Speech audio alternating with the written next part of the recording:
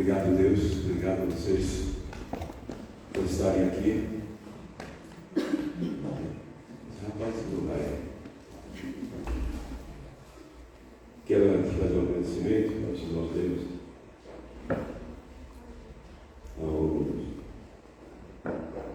o Eduardo e a André estão aqui como falarem. Obrigado por mais uma vez estarem aqui. As sobrinhas vieram também, eu vi aí. Senão que gostou, né? Senão. Obrigado. Tá. Quero também fazer referência aqui a Giovana. Não, Giovana não. Giovanni e a Bianca. Fiquem perto para vocês. Deixa eu apresentar. Quem são esses jovens simpáticos aí? São filhos do Antônio e do Josué. Tá? Glória a Deus. Eu falei para ele ontem, falo para eles que eu gostaria muito de conhecê-los. Eu vim aqui numa igreja simples, mas com um coração tão amável que eu me senti muito feliz em vê-los aqui. Eu quero que vocês se sintam um pouquinho do que eu estou sentindo de ver vocês aqui. Vocês não saibam que é abençoado em nome de Jesus Cristo. Obrigado. Fiquem em pé um pouquinho só. E também o Sérgio. Quem é o Sérgio? Foi no banheiro agora. Você fala que ele foi no banheiro, fala isso. Me ajuda aí, gente. Agora o rapaz, sei lá, o rapaz chega aí e fala, então está olhando se eu pegar e fui no banheiro. Mas tudo bem, tá? A hora que ele chega e está aqui, nós vamos apresentar. Mas vamos saudar essas pessoas com uma salva de palmas.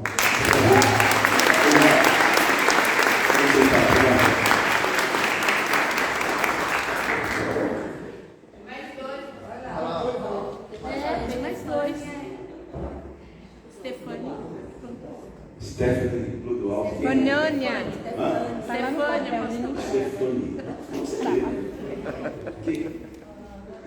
Obrigado a vocês, obrigado por vocês estarem aqui também. A felicidade também é grande de recebê-los aqui, né? Só que tem um pequeno problema. Quem vem uma vez quer vir duas. Amém! Tem três que quer participar. Então receba as palmas também. Um abraço aí.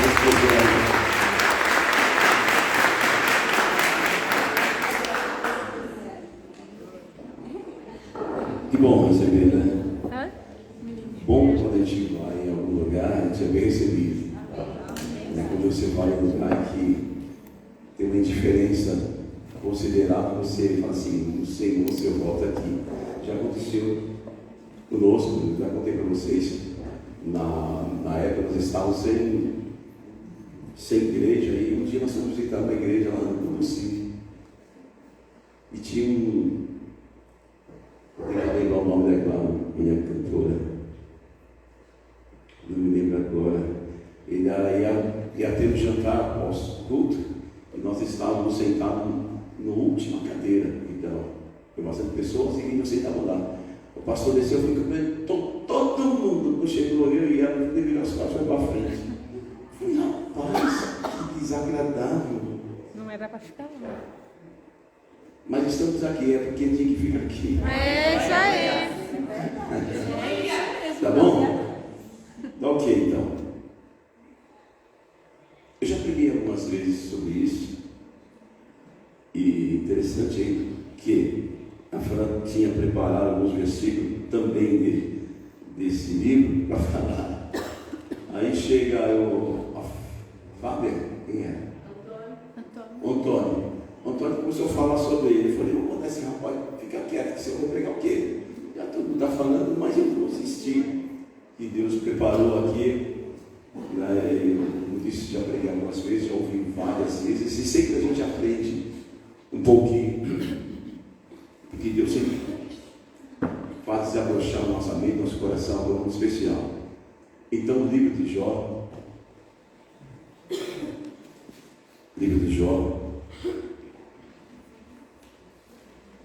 Capítulo 1.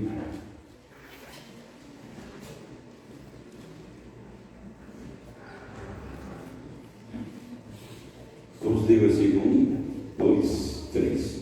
Depois nós vamos lá para o 42, tá bom?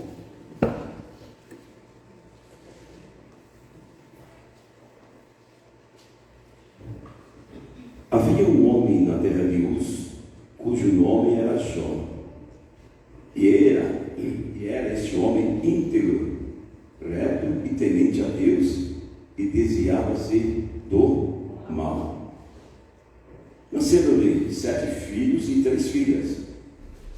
E seu gado era de 7.000 ovelhas, 3.000 camelos, 500 juntas de boi e 500 jumentas, e era também muitíssimo o servo a seu serviço, de maneira que este homem era maior do que todos no Oriente. No Ato 42, o último capítulo desse livro.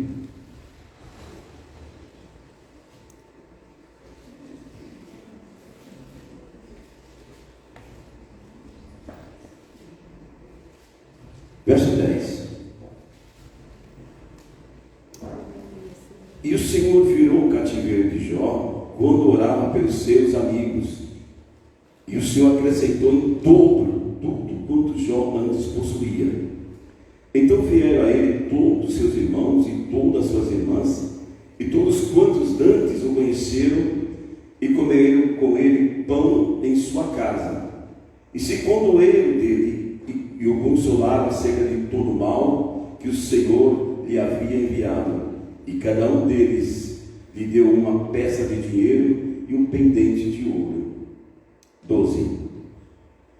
E assim abençoou o Senhor o último estado de Jó, mais do que o primeiro, pois teve 14.000 ovelhas, 6.000 camelos e 1.000 juntas de bois, e 1.000 jumentas. Amém?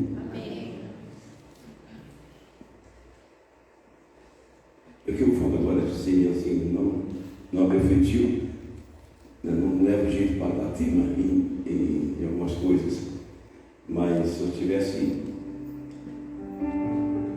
de falar sobre o tema, se é a casa dos irmãos aí, eu diria assim para vocês: escuta aí, a solidão do sofrimento é a sensação da ausência de Deus. A solidão do sofrimento é a sensação da ausência de Deus. Esse livro foi escrito mais ou menos a 1520 a.C. e leva pelo caminho que foi Moisés que escreveu esse livro, porque na verdade todos os grandes sábios e conhecedores, esse livro foi o primeiro a ser escrito, não Gênesis. Na ordem cronológica, eu tenho uma Bíblia cronológica, para falar a verdade, irmão, é difícil, porque ele está em um livro, de repente vem versículos do outro livro que faz parte do primeiro. Então a cronologia aqui não está certa, você está assim da maneira que nós aprendemos, né? Gênesis, Êxodo, Levítico, Número, Deuteronômio, Josué, Juiz e Ruth, Samuel, e assim vai fora. Mas a gente aprendeu dessa maneira, e é assim que nós estamos falando. Mas Jó foi o primeiro livro a ser escrito, e tudo leva a crer que quem escreveu foi Moisés. E esse livro ele tem um começo que fala a respeito da riqueza de Jó, porque era assim no tempo, na época, há pessoas que possuíam mais gado, mais ovelhas, camelos, jumentos, boi, e tivesse a quantidade maior de funcionários, de empregados, era considerado o mais rico. E não tinha ninguém na terra que possuía tanto gado, tantos empregados como Jó. Independente da riqueza, Jó era uma referência para todo mundo. Jó abençoava a vida das pessoas. Jó tinha aqui, foi a Fábia mesmo que falou em Provérbios 2:2, se não estou enganado, sobre sabedoria. Eu estou ficando bom de memória, e receba aí. E ela falou sobre sabedoria. E Jó era um homem sábio, temente a Deus, íntegro, reto. Diz que ele desviava-se do Aí você, quando fala desviava-se do mal, você vai lá para Salmo capítulo 1, versículo 1, diz: bem-aventurado o varão que não se assenta nas rodas dos escarnecedores, nem se detém no caminho dos pecadores, mas guarda a sua lei o quê? Anda na sua lei de dia e de noite. Então Jó era tudo isso e um pouco mais. Jó sentava, as pessoas se sentavam para ouvir Jó. Diz que as crianças e os jovens adoravam ouvir Jó falar. Porque não é apenas ele abençoava, ajudava as pessoas, mas ele tinha um coração sensível à voz de Deus. E na terra não havia ninguém como referência a Jó. Tanto é que eu já falei, me lembro que na oportunidade eu falei, que Jó era tão íntegro, tão reto, tão temente a Deus, que ele foi assunto nos céus. Por quê? Porque nos diz a palavra que certa vez os filhos dos homens, para mim, no meu entender, esses filhos dos homens seriam os anjos que foram ter uma reunião. Mais ou menos são as colocações bem para nós entendermos. E dentre essas pessoas, desses anjos, dessas filhas dos homens, que se diz, quem estava no meio? Jó. Como que ele apareceu lá? Com a permissão de Deus, porque na onisciência de Deus, e sabia que Jó ia aparecer. Sabia que, porque Deus já sabia que ele ia tocar em algo que Deus tinha abençoado muito. Ia falar de uma integridade que poucos tinham, tão grande quanto tinha Jó. E ele aparece lá e seria mais ou menos assim, tá os anjos ali, os filhos, e aí Deus olha assim e fala: de onde vens?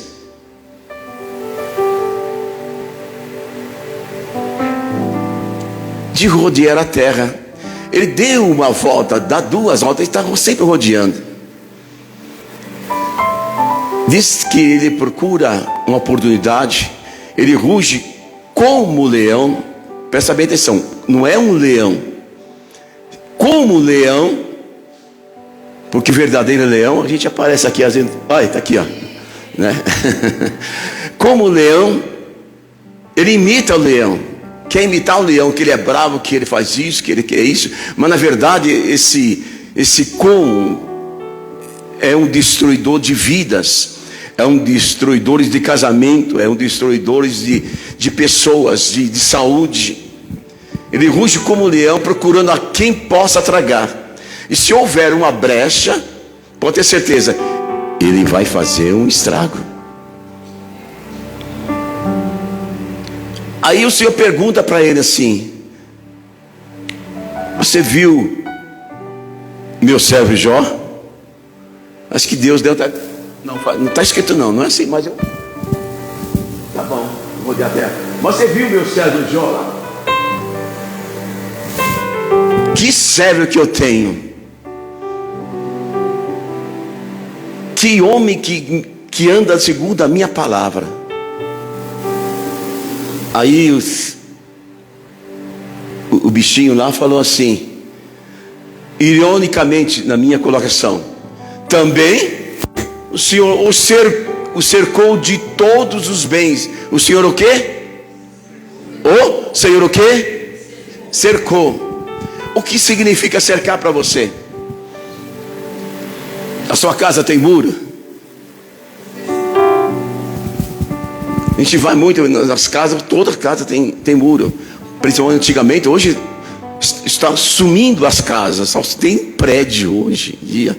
Com o tempo você vai conhecer casa por fotografia. A verdade é essa, porque as casas têm sumido. Eu, quando ainda garoto, eu me lembro que nós morávamos em uma casa que a cerca é grande, porque era muito grande, cercava, ou seja, o cercar significa que não pode ninguém entrar, como quem está dentro não tem facilidade em sair, certo? Então isso que ele está dizendo para Deus: o Senhor cercou de todos os bens, ou seja, ele já esteve lá. A colocação dá a entender que Satanás já esteve lá. Eu estive lá, mas o Senhor cercou. Eu cheguei lá, está tudo cercado, eu não pude entrar. O Senhor cercou de bens, o Senhor é o homem mais rico, tem tem ovelhas, tem bois, tem jumentas, tem tudo, empregado não lhe falta, tem saúde. Também, quem que não vai agradar a ti dessa maneira? Toca nele, e o Senhor vai ver que ele vai blasfemar na tua face. Mas Deus conhecia Jó. Deus sabia de quem se tratava. Deus permitiu que Satanás tocasse em Jó, tocasse na sua vida, no seu corpo. Qual a primeira coisa que ele faz? Ele destrói os animais. Primeiro o boi. Por que o boi? Por que a vaca? Porque Jó tinha 10 filhos. E o aniversário de cada um, eles se reuniam. Hoje não tem mais isso, é difícil, né? Difícil. A nossa família era grande. Quando chegava o final de ano, ou aniversário de alguém, nos convidava, e era um mundo de baiano num lugar só. Era muita gente, rapaz. Nós ficava lá, era maravilhoso. Hoje poucas famílias se reúnem. Isso está acabando. A geração nova não está nem aí com isso aí, não se preocupa com isso. Jó destruiu, porque os bois, ele prestava, fazia um sacrifício quando tinha a festa de aniversário de um dos filhos. Ele apresentava a Deus.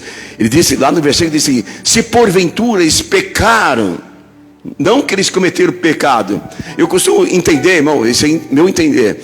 Eu costumo dizer que Jó falava assim: eu tenho os filhos abençoados, eu tenho os filhos da retidão, porque eu ensinei e eles aprenderam.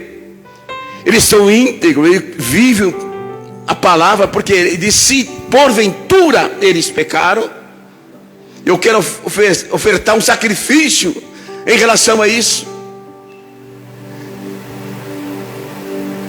Ele acabou com o que Jó tinha para oferecer, destruiu tudo. Mas mesmo assim, mesmo nesse momento delicado, Jó sempre permaneceu fiel.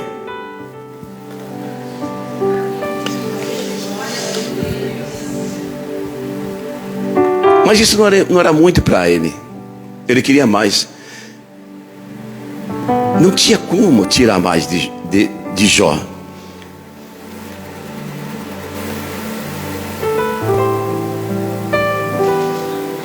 Então ele pediu para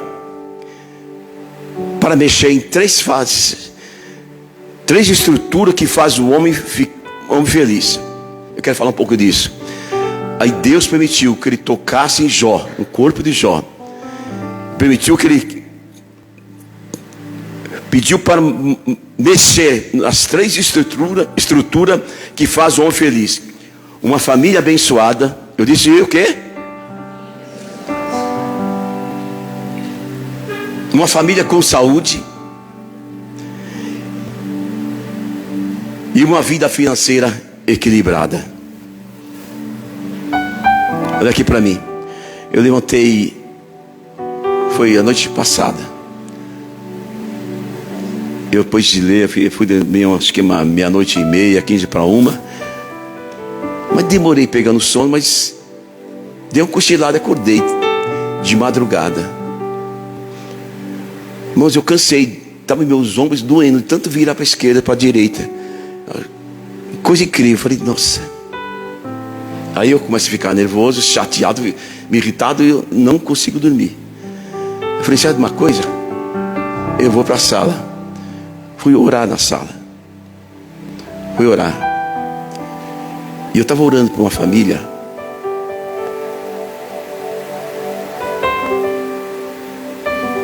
Eu estava apresentando essa família a Deus.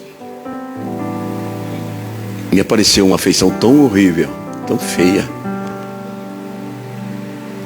Eu não sei o que se passa, mas não foi por um acaso. Porque Deus não trabalha na coincidência, no acaso. Deus trabalha na providência, Deus trabalha na coisa certa. E eu orei pedi muito a Deus para essa família. Eu quero crer que esse momento que estão passando, nessas 3 estruturas que deixam o homem feliz, uma família abençoada. Eu faço uma pergunta para todos que são família aqui: a sua família é uma bênção? Sua família, sua casa, sua família, todos vocês ali são abençoados? Mais ou menos, pastor. Já fomos mais, mas hoje nem tanto. Uma família com saúde. Porque pode ter todo o dinheiro do mundo, tem situações físicas, doenças que não tem preço, não tem valor financeiro. Não tem. Eu me lembro, não me lembro do primeiro nome, acho que é John Rockefeller. Na época ele era o camarada mais rico que existia, John Rockefeller. E ele ficou doente e não teve dinheiro que o curou. Ele veio a falecer, velado e sepultado. Aí um dos diretores das suas finanças, da sua empresa toda, chegou para o tesoureiro principal e falou assim para ele, bem pertinho do ouvido: quanto o doutor Rockefeller deixou aí em dinheiro? O tesoureiro olhou para ele e falou assim: você sabe quanto ele deixou? Ele deixou tudo. Porque para onde ele foi não precisa de dinheiro. Não tem dinheiro que pague. Às vezes nós trocamos de emprego por causa da ganância. Não porque é uma boa oportunidade. Oportunidades tem que se aproveitar. Mas cresce o olho de uma maneira muito grande. E isso é prejudicial, irmão. Porque se Deus quer tirar você daqui e trazer aqui, Deus vai te orientar, as coisas vão ocorrer de uma maneira que você não vai entender. É facilitação divina. Agora quando tu quer quebrar, cara, não, eu vou, porque chega lá, não dá certo, você fica sem A e B. Não tinha necessidade de levar dinheiro. E uma família equilibrada.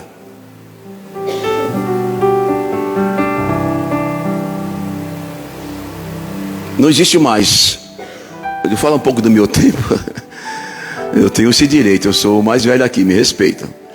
Então, antigamente, assim, as Coap, os armazéns, as coisas todas, era tempo da caderneta, a sua mãe mandava você lá e comprar, uma farinha, pegar a caderneta e escrever lá, Dona Maria, tal, e mandava, e levava para casa. E a gente tinha essa confiança neles. Equilíbrio que Jó tinha, a retidão, a integridade, a certeza que Deus era com ele, é uma referência, uma das referências de toda a Bíblia. Família equilibrada. Aquela balança que eu estava falando do meu tempo, tem o pêndulo. Você põe aqui, a parte aqui levanta. Oi, irmã? Pêndulo.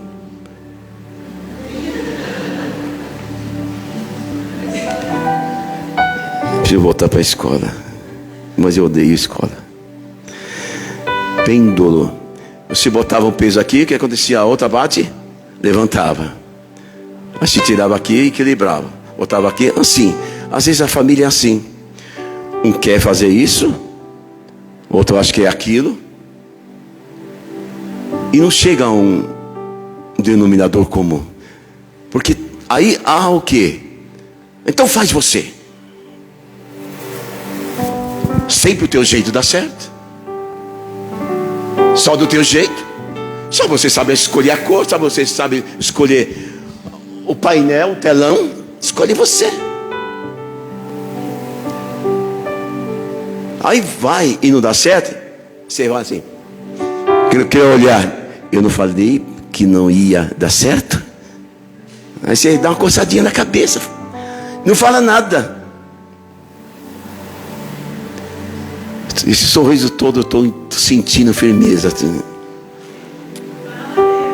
Fala Deus. Deus está falando. Então receba. Família equilibrada. Mesmo com razão, eu tenho que baixar minha cabeça e falar, tá bom. Lá na frente a gente vê quem está certo. Se estiver errado, desculpa aí, hein? Que eu falei ontem para algumas pessoas que nós estamos programando aí um trabalho. Falou, tudo que vocês gostarem e achar legal, cumprimenta eles. Mas todo defeito, fala comigo, pode falar para mim. Não tem importância. Porque a família equilibrada, ela assume, ela respeita, ela tem um ombro forte. Não tem importância, porque nós, homens, somos persistentes e teimosos, muitas vezes, cabeçudo demais. Normalmente, elas têm razão, mas nós achamos que não, e acabou. Então vai você, que aí vai sozinha, Família equilibrada, irmão, gente... Fala a Deus. Só estou sentindo fala a Deus aqui hoje. Não tem espelho aqui não, né? Então não estou pregando para mim. Mas eu estou falando do meu coração. Na verdade é essa. Aí os filhos nascem, crescem, aprendendo e vendo como que é. Porque você é referência para eles. Família equilibrada é quando você chega do seu trabalho. E muitas vezes ela também trabalha.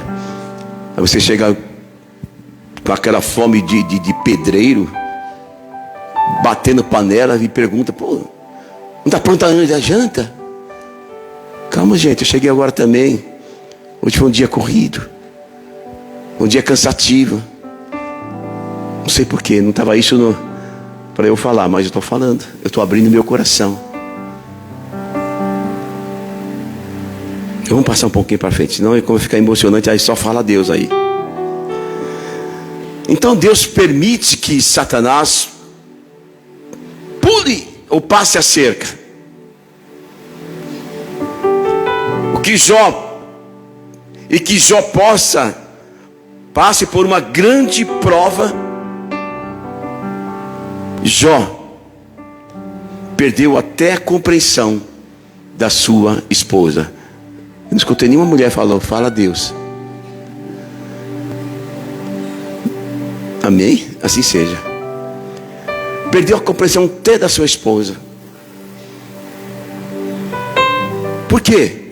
Até diz todo o texto desse livro diz que até aqueles que nasceram na sua casa,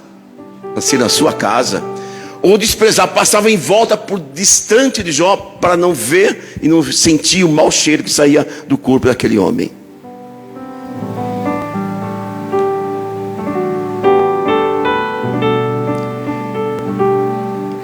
Mas tem uma coisa que Jó não perdeu: a integridade e a fé em Deus. Não era a perda das coisas materiais que iria tirar a fé, a integridade de Jó. Talvez você já esteve num patamar bem alto, almoçava nos bons e grandes restaurantes. Talvez você viajava, hospedava-se nos excelentes hotéis. Talvez você tinha um carro muito melhor do que você possui e já não tem mais essas condições. Talvez a sua casa você ficava orgulhosa de ver a sua casa. Hoje já não é tão assim. Aí começa a perder o equilíbrio. Aí começa a sentir saudade dos tempos bons. Mas a integridade, família Grimaldi, e a fé em Deus, ela persiste e tem que estar acima de tudo isso.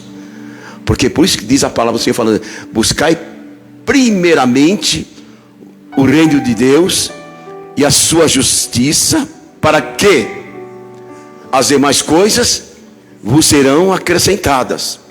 Se eu não buscar primeiramente o reino de Deus, querer primeiramente as demais coisas para que depois venha o reino de Deus, não vai dar certo. Não dá certo.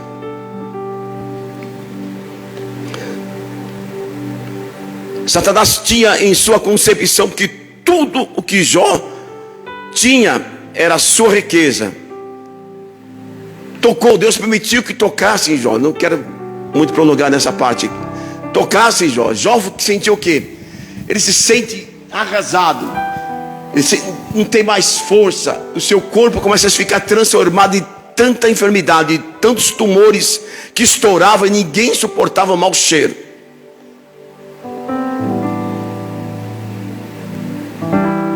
A esposa passa, olha para onde era a sua fazenda, não vê um gado. Lembra das 3 filhas, lembra dos 7 filhos e não existe mais. A dor, a solidão machuca o coração daquela mulher, que às vezes nós criticamos, sim, por a expressão que ela usou. Mas coloca-se no lugar da esposa de Jó. Ela sofria, ela se matava de dor.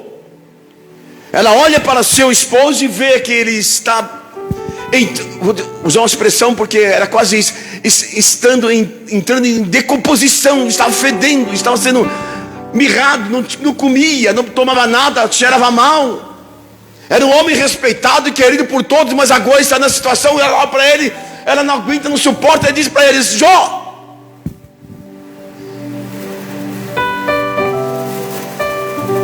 eu até escrevi um negócio aqui.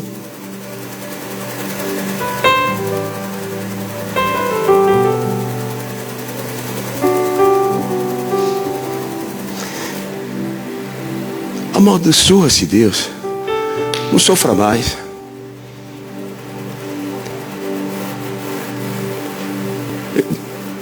O irmão Carvalho, me perdoa a minha colocação, porque eu li, eu lembrei do que o Carvalho falou, e depois eu dei risada. Mas permita que eu vou expressar aqui. Uma das vezes que ele estava no UTI, nós fomos lá visitá-lo na UTI. Ele estava entubado, estava como se fala, sedado. E eu comecei a orar por ele. E comecei a chorar. Irmão, não é sempre que eu choro de tristeza, não. Eu choro porque eu sinto muito Deus na minha vida. E aquele momento que eu estava orando pelo Carvalho, fica em pé, Carvalho, para quem não conhece você, por gentileza. Esse homem ficou 62 dias internado, várias vezes na UTI. Obrigado, irmão. E eu orando para ele, eu chorei na minha oração. Aí depois, se for assim, tá? Aí depois a Dalva contou para ele, né? É isso? A Dalva falou que eu estive lá e orei para ele. E como que foi? Eu falei: o pastor chorou bastante na oração. Aí esse segundo, ele falou assim: pô, então será que ele viu alguma coisa ruim? Ou seja, será que ele viu que eu vou morrer? Não foi isso? Foi. Mas não foi, irmão. Eu senti tanto. Eu senti Deus naquela UTI. Senti Deus nas palavras que ele colocou na minha boca para orar e interceder pela vida do meu irmão. Então a esposa de Jó olhava para ele, o que veio na mente, ela falou: Jó, não quero ver você sofrer mais. Jó, dá uma palavra assim, entrega tudo e sabe, e vai embora, descansa a tua vida. Mas depois que Jó entregou tudo, sabe, Deus rasgou a sua roupa, rapou a sua cabeça e ele fez uma coisa: ele adorou. Ele adorou. foi adorar a Deus, mesmo naquele estado físico deplorável, mesmo naquela situação, ele vai e adora a Deus. Eu não sei como que força que ele encontrou, que ergueu seus braços e adorou. Ele adorou a Deus e disse: Deus me deu. Para aqui um pouquinho. Deus me deu. Quando nós conquistamos, realizamos um sonho, esperamos e conseguimos conquistar uma bênção, o que acontece? A primeira coisa que nós fazemos: vou dar um culto de ação de graça. Vou colocar no site, vou colocar no YouTube, sei lá onde, qualquer. Vou mandar fazer um banner muito grande, vou colocar. E Deus me abençoou, não foi coincidência, foi Deus. Porque Deus me deu. Aí ele continua: e Deus tomou-me. Vem comigo. Eu tenho a impressão que quando o diabo ouviu ele falar assim, e tomou, ele falou: vou fazer uma festa. Vou fazer uma festa. Tomou. Ele está triste, ele está acabado, porque Deus tomou tudo que era dele. Tudo.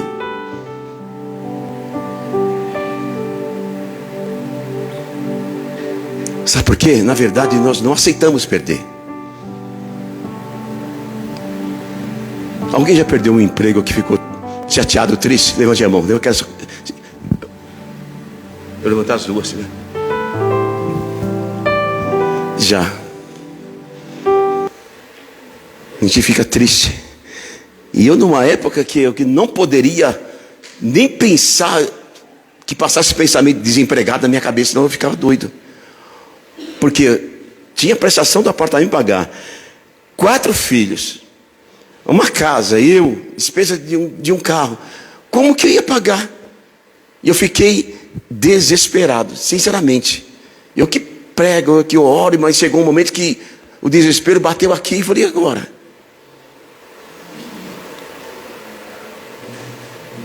Mas não passou muito tempo, recebi uma ligação de uma diretora de uma empresa, que era neta da proprietária daquela grande empresa.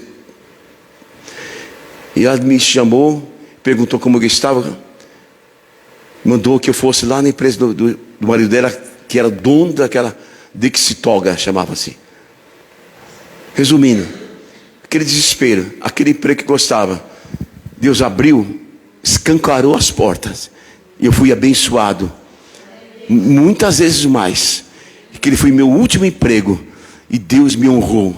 Porque se você perder, se porventura você está desempregado, essa manhã tem uma palavra profética para você: descansa. Não procure pegar o teu chapéu, pedir misericórdia para alguém, para algum parente, para algum amigo. Deus vai te abençoar. Deus vai usar alguém, escuta aqui o que eu estou falando, para te honrar. Deus vai te honrar. Então não era festa para ele, mas para você. E vai acontecer. Aleluia. Foi quando Jó ergue as mãos ao céu e diz: bendito seja. Deus deu, Deus tomou. Bendito seja o nome do Senhor. Já agradeceu a Deus por esse momento difícil que você está passando? Não. Então aproveita hoje aqui nesse lugar. Deus, obrigado por essa situação, porque o diabo está tentando. Irmãos, vou falar isso porque Deus está me incomodando muito. O diabo está tentando acabar com casamentos aqui dentro. O diabo está usando situação, usando pessoas, usando palavras, usando e-mail, mensagem, tanta coisa, porque ele quer destruir casamento. Mas adore a Deus, e o Senhor me deu, o Senhor tomou, bendito seja o teu nome. É isso que Deus quer, que você abra a sua boca, porque Ele tem prazer em ouvir um filho falar: eu preciso de ti, meu Pai. Estou perdendo, está saindo pelas minhas mãos, me ajuda agora.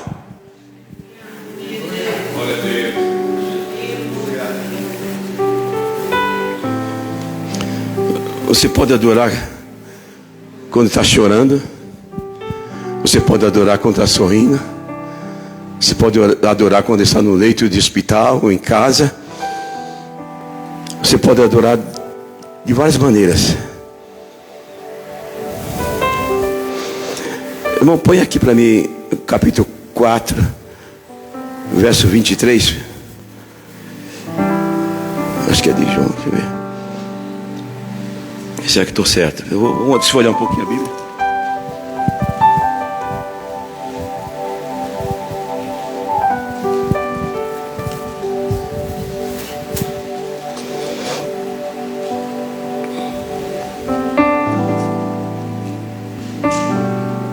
Não.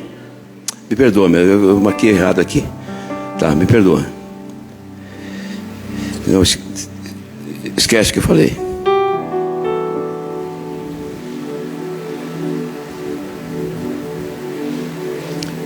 É João 4, 23. João 4, 23. Diz assim: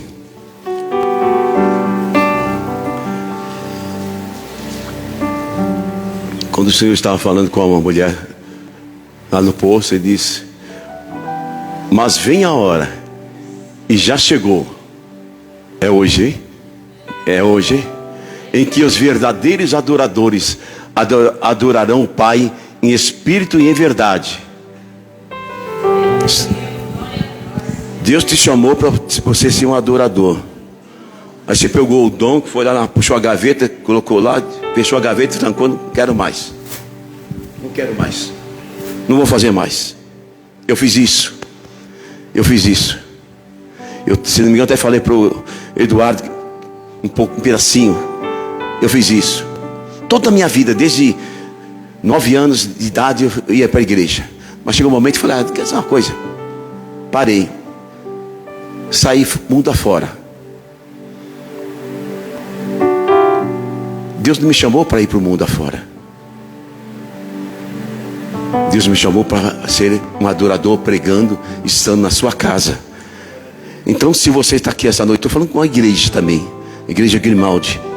E talvez você que está me vendo aí pelas redes sociais, você está precisando levantar desse sofá, dessa zona de conforto, e colocar em prática aquilo que Deus lhe deu. Porque amanhã Ele vai te cobrar. Cadê a minha adoração que você tanto fazia, tanto falava, que me ofertava? Estou aqui, te esperando, estou aqui para ouvir a tua adoração a meu respeito. Mas você não. Você sumiu, você guardou no arquivo. Está lá no arquivo morto. Está guardado lá, mas Deus está aqui te esperando. Deus está chamando os verdadeiros adoradores que adoram em espírito e em verdade. Por que os verdadeiros adoradores? Porque existem os falsos. Vocês lembram quando aquela Débora, aquela deficiente visual, esteve aqui? O que ela contava no testemunho? Ela era jovem, bonita, ia para a igreja, louvava, cantava, acabava o culto, eram uns amigos, corria para casa, cada um mudava a sua roupa e ia para onde? Para uma balada. No outro culto ela estava na igreja. Então essa adoração é a adoração falsa. Deus não recebe. Deus não recebe dessa maneira. Os verdadeiros adoradores, estamos aqui. Eu creio que todos nós somos verdadeiros adoradores. Não só no falar, no cantar, mas no comportamento, sentindo Deus na sua vida, sentindo Deus em casa, sentindo Deus na igreja. Esse é um verdadeiro adorador. Tenho que adorar sim, quando as coisas não vão bem. Mas quando as coisas estão faltando, eu tenho que prestar um culto de adoração a Ele.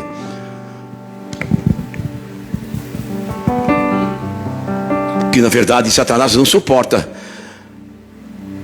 quando adoramos o Senhor. Ele veio de um lugar onde existe a glória, onde Ele adorava.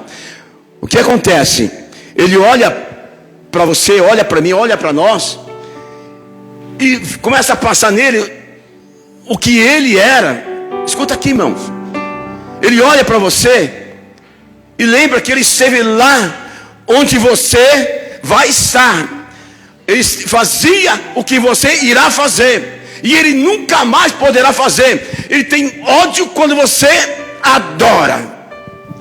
Então adore a Ele, dê glória a Ele, aleluia a Ele. Obrigado, Senhor, estou aqui para te adorar, não estou aqui por estar, não. Adore Ele, porque Ele, por isso que Ele não quer que você adora, porque Ele sabe que você vai para o lugar que Ele estava e errou, nunca mais Ele irá para lá, porque eu, você, nós iremos estar lá adorando o Deus Todo-Poderoso.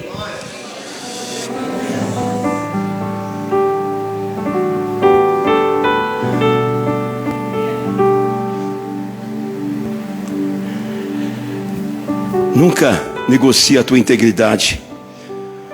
Continue firme com Jesus. Fica firme na igreja. Adore a Deus em tudo. Deixa eu ver se eu me lembro aqui o versículo. Em Jó mesmo. 13:15. Jó, capítulo 13, verso 15.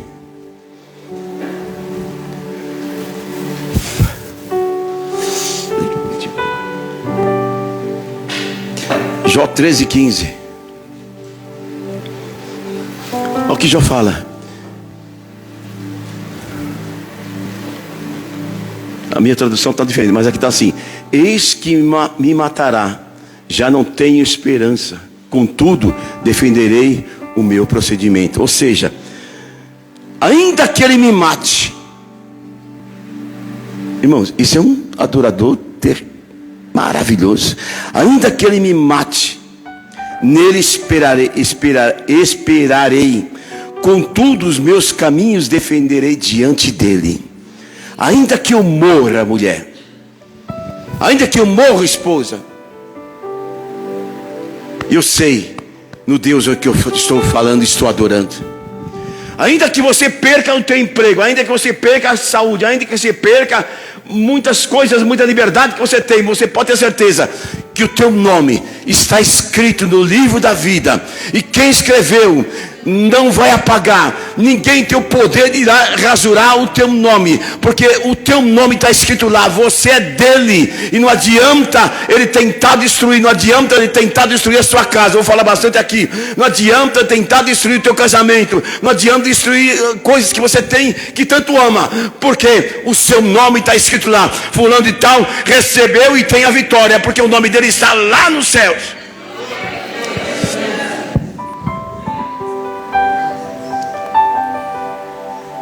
Esse versículo assim para mim significa: Jó está vivendo o auge da sua dor. Ele está fazendo uma queixa, não uma murmuração. Alguém poderia dizer: Jó, você sabe que você vai morrer?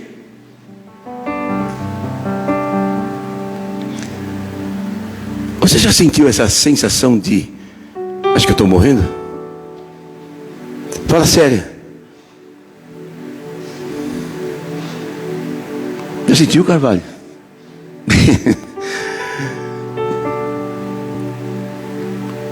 Você sabe que você vai morrer? Jó, ninguém saiu dessa. É irreversível. Ele não perdeu a essência de um adorador e a esperança em Deus. Ainda que ele me mate, não tem importância não. Não tem importância não. Ele que me deu a vida, ele que me formou. Estou preocupado com este mundo. Ainda que ele me mate, nele esperarei. Aleluia. Se nós formos lá para o capítulo Isaías 40:31, diz que: mas os que esperam no Senhor renovarão as suas forças, subirão com asas de águia, correrão e não se cansarão, caminharão e não se fadigarão. Aqueles que esperam no Senhor. Se eu estou esperando é porque eu confio que Ele vai chegar com a vitória, vai resolver essa situação. Aquele que espera no Senhor.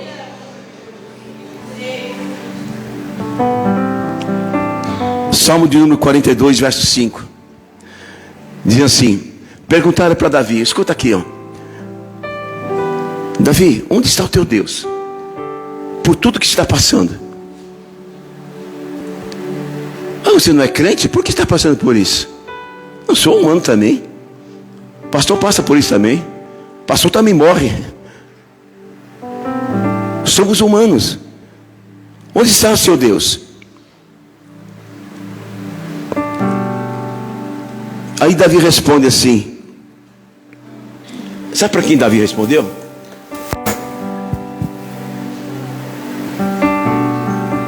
Para ele mesmo.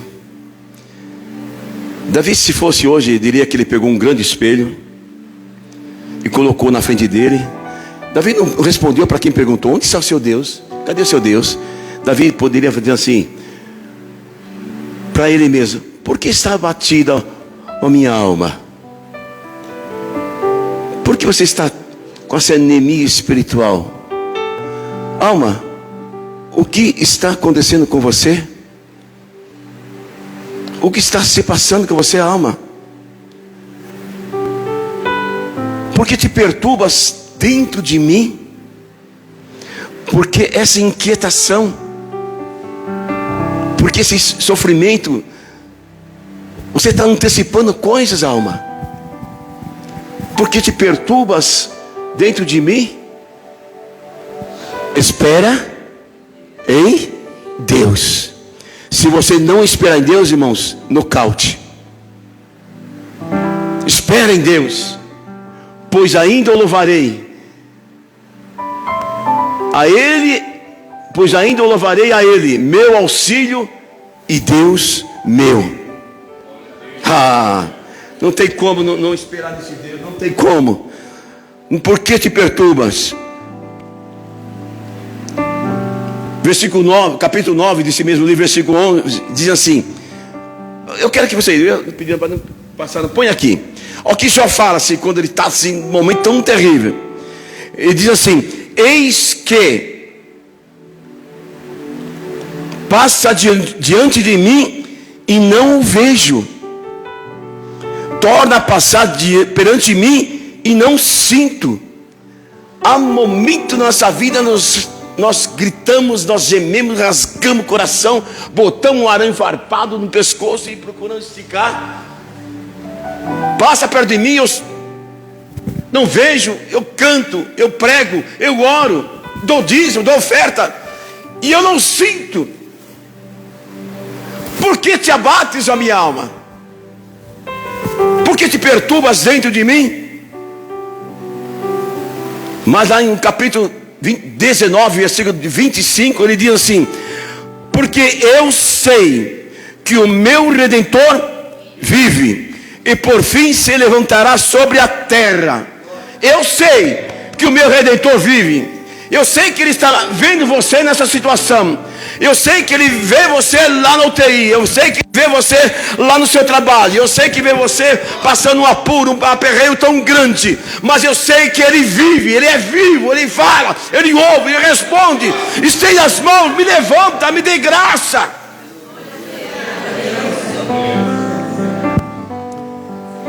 Sabe o que significa esse versículo? Escuta aí. Está aqui, eu escrevi aqui. Eu não vivo do que vejo, não vivo do que sinto, eu vivo do que sei. E eu sei que Ele vive, e por vir a mim me levantará.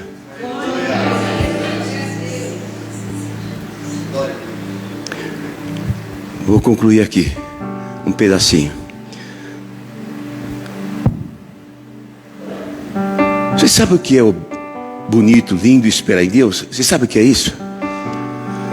Não é quando chega a hora de receber, mas é quem você se tornou enquanto estava esperando. Vou repetir. O que é belo no esperar em Deus não é quando chega a hora de receber, mas é quando você se tornou enquanto estava esperando. Você tem que saber e se comportar quando estiver esperando. Porque te abates a minha alma. Sente a solidão, sente o desprezo. Não vai muito longe. Se você voltar lá na cruz, quando Jesus estava crucificado, ele sentiu o quê? Solidão, alma frita, uma batida. Ele diz: Deus meu, por que me desamparaste? Ele se sentiu abandonado, desprezado pelo próprio Pai. Aqui, muitas vezes Deus não permita que ninguém visite você. Não permita que esse que vos fala vai te visitar. Você sabia disso? Tem visita que não consigo dar, não tem jeito. Sabe por quê? Porque Deus fala assim: senta aqui, é eu e você.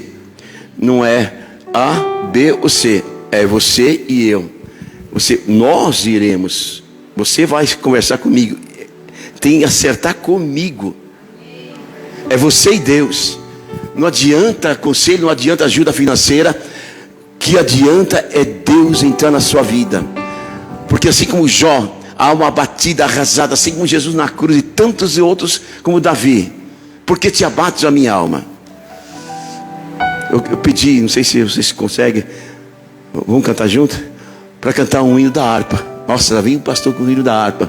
Não tem hino mais lindo do que a harpa. Não tem mensagem mais linda do que a da harpa. Não tem. Não tem. Então eu sei do que eu estou falando. E essa manhã é uma manhã de oportunidade. Essa é a manhã que Deus preparou para você. Nessa espera, nessa expectativa que vocês tanto aguardam. Tem uma decisão a partir, é você, de você. Tá? Enquanto se prepara aqui, eu gostaria de falar um pouquinho, enquanto vocês vêm abençoar aqui a casa do Senhor. Por favor.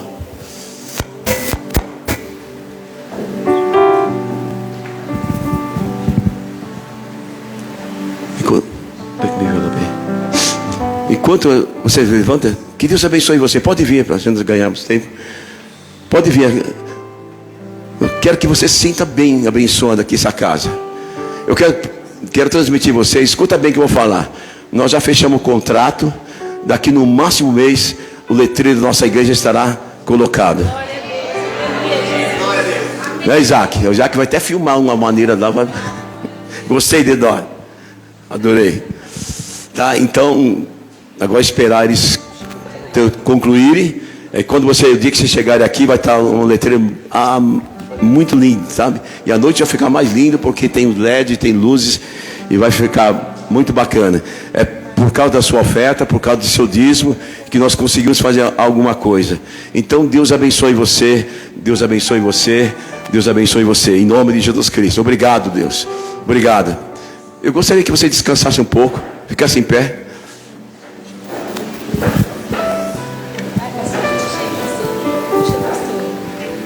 Ok?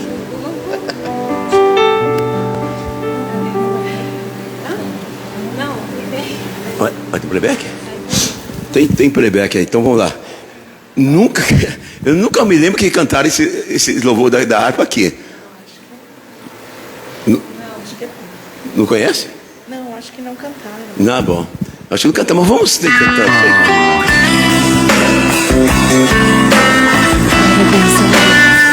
Ei, a aflição, a espera tem que terminar hoje, tá bom?